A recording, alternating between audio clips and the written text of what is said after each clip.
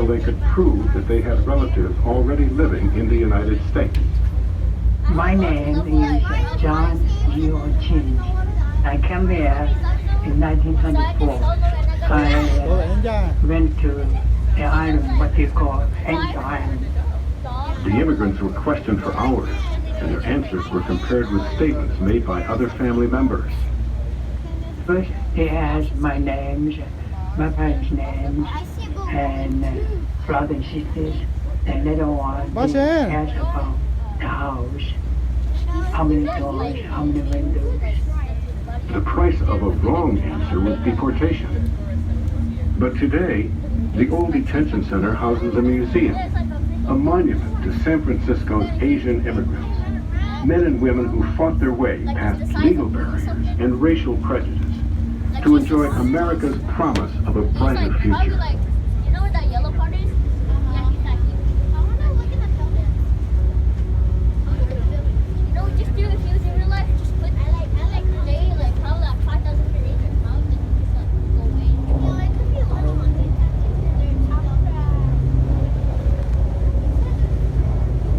That's what we start for right there.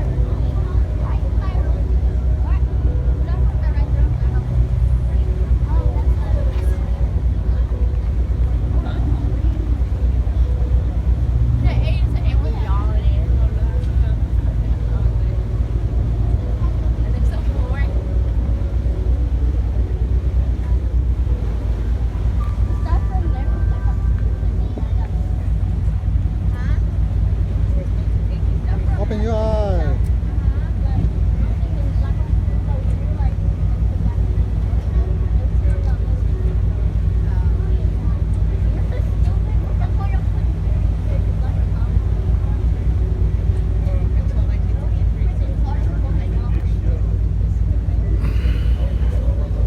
Open your eye. Take a job here. They're chilling in the water.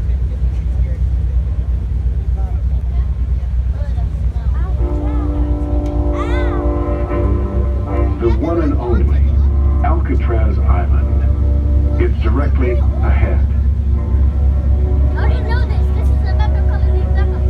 Once, the only creatures that lived on that barren rock were flocks of pelicans. In fact, that's where Alcatraz got its name. The Spanish named the island after the pelicans, Los Alcatraces. The U.S. Army decided Alcatraz Island was the perfect place for a fort to defend the bay from invaders. But this cold and windy rock was such an unpleasant place that they changed their mind. It was now the perfect place for a military prison, and eventually a federal penitentiary.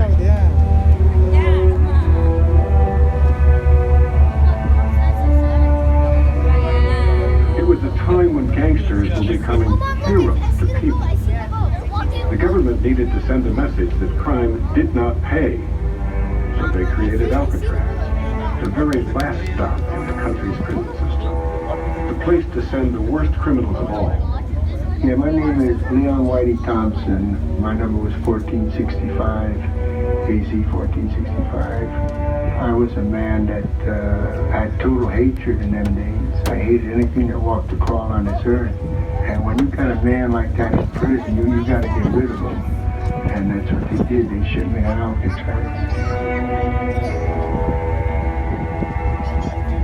These were hard men, kidnappers, bank robbers, killers, men so dangerous that when the first batch arrived by train in 1934, not one was allowed to step down onto free soil.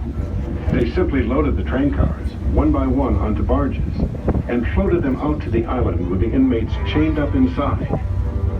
Rumor was that if a man died on Alcatraz, his corpse would leave the same way, stone cold dead, but in chains.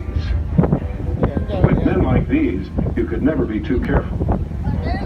The building you see on top of the hill was the inmate's new home, the Alcatraz cell house. One described it as a tomb of living souls. Some would stay for a year, others for 20 or 25 years or more. To get an idea of the accommodations inside, Go ahead and reach your arms out as far as you can from side to side. That's how wide an Alcatraz cell is, only 5 feet across. Now reach your hands up high above your head. That's how tall, and only a bit longer from end to end. The cell house might look huge from here, but it was never completely filled. No more than 300 inmates lived inside at any time. 300. They could all fit on this boat ride today.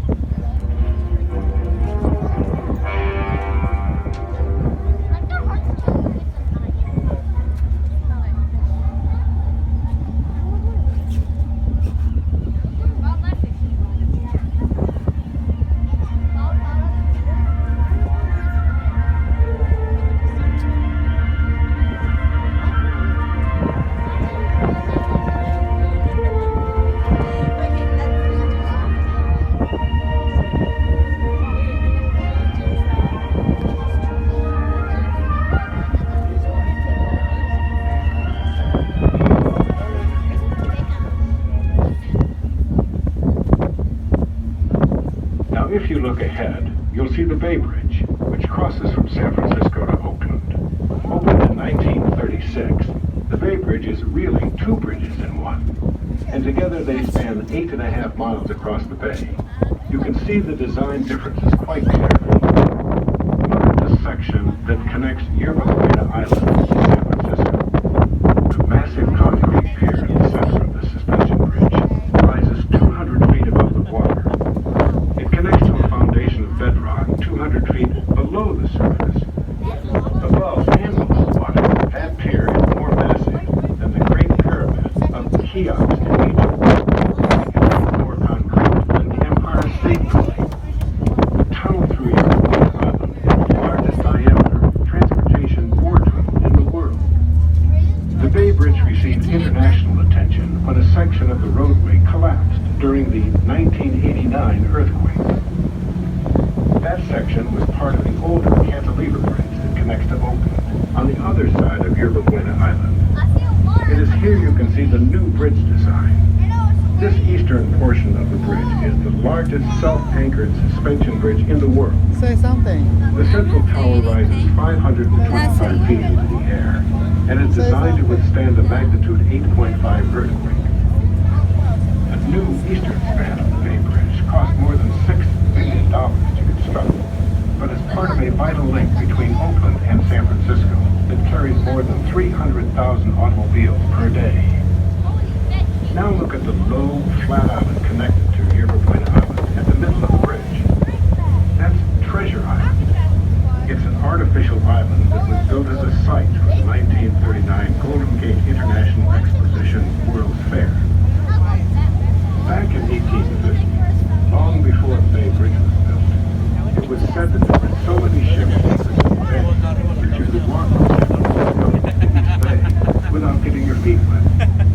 Many of those ships were abandoned, eventually being burned, sunk, built over, and used as landfill in downtown San Francisco.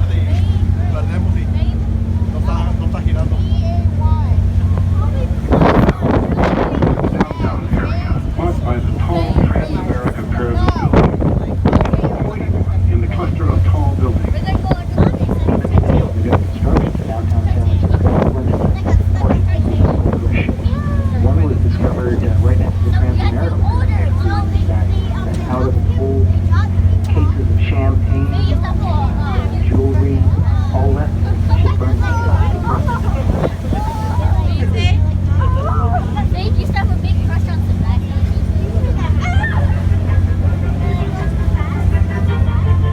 Look along the waterfront of the city for the historic ferry building. Do you see the 245-foot tall clock tower?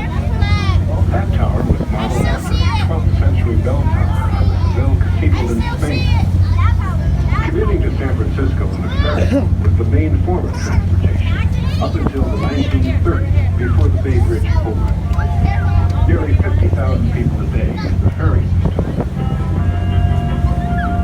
After the city's 2 main bridges were built, cars soon took over as the city's main form of transportation, and the ferry building was no longer a central port of entry for commuters. Today, the The building has been restored and contains a thriving international farmers market that is open year-round. Herb Kane, a well-known columnist for the San Francisco Chronicle, once affectionately said, "The waterfront without the ferry tower would be like a birthday cake without a candle." This iconic tower will forever be a welcoming landmark for the city of San Francisco.